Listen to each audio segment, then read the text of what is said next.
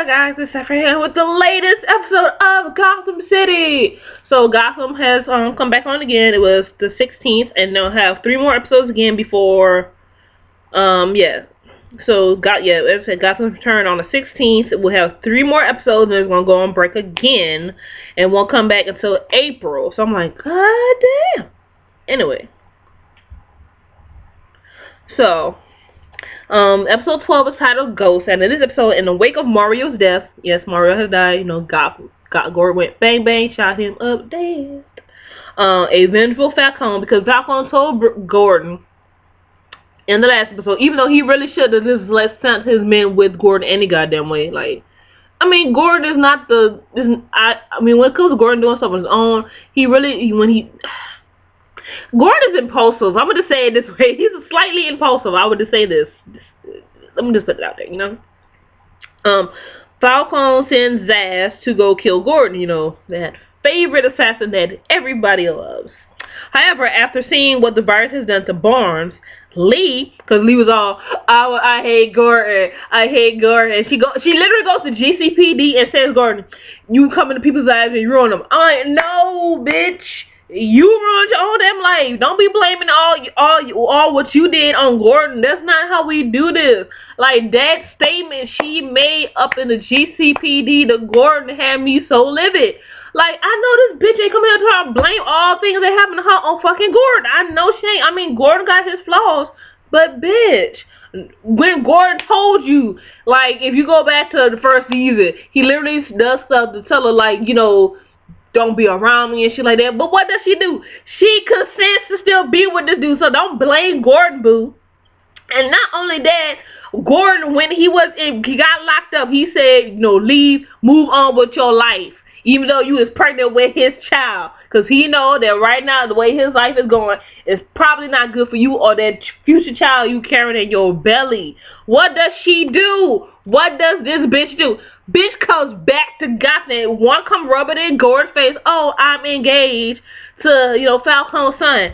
Out of all the places you could have moved, you could have moved. You chose Gotham. No, bitch, you wanted this mess. You wanted the turmoil and the despair and the struggle and the arguing. You wanted this in your life. Like, so don't come in here and act like Gordon is up here just ruining your life.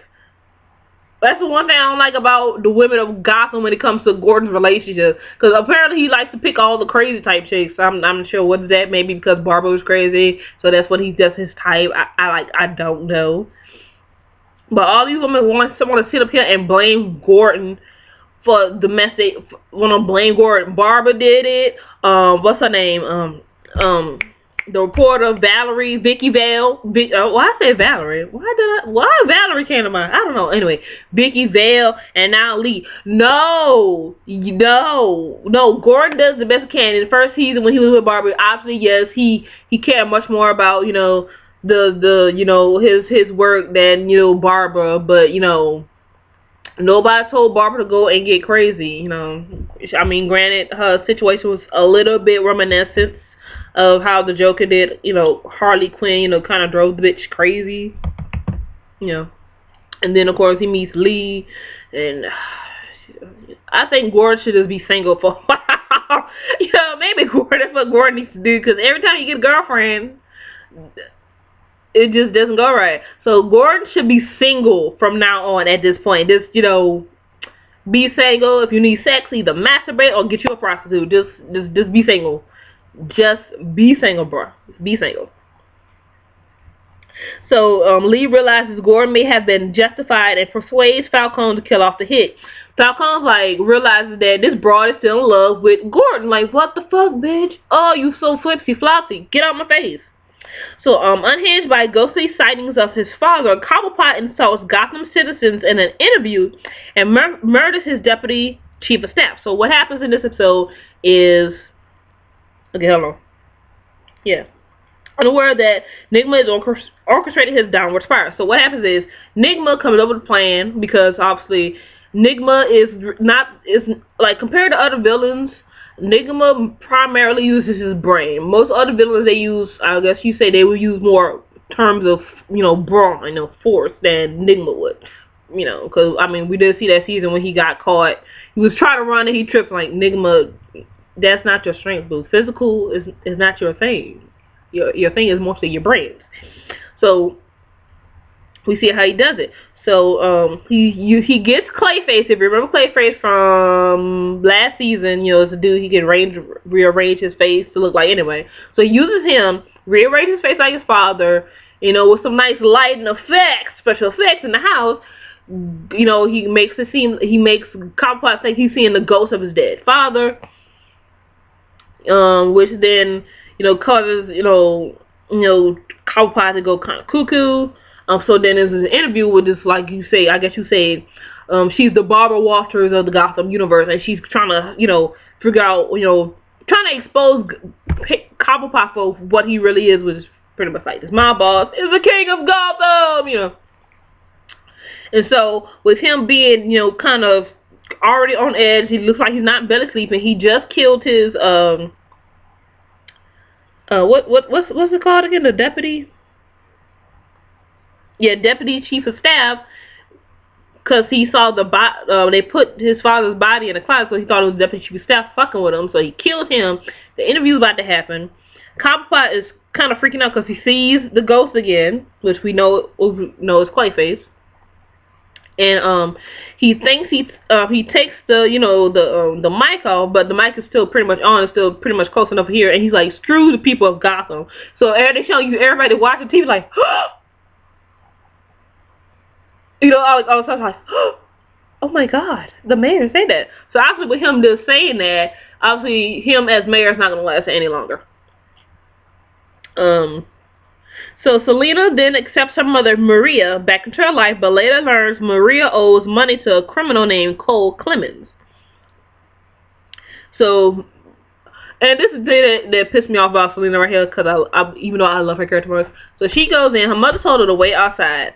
Selina, because, you know, that's her mother, and she's, you know, accepting her mother back in life, of course she's going to jump in and try to, you know, defend her mother from somebody else. Because, I mean, what child doesn't try to defend their parents when their parents are about to become, you know, family, man?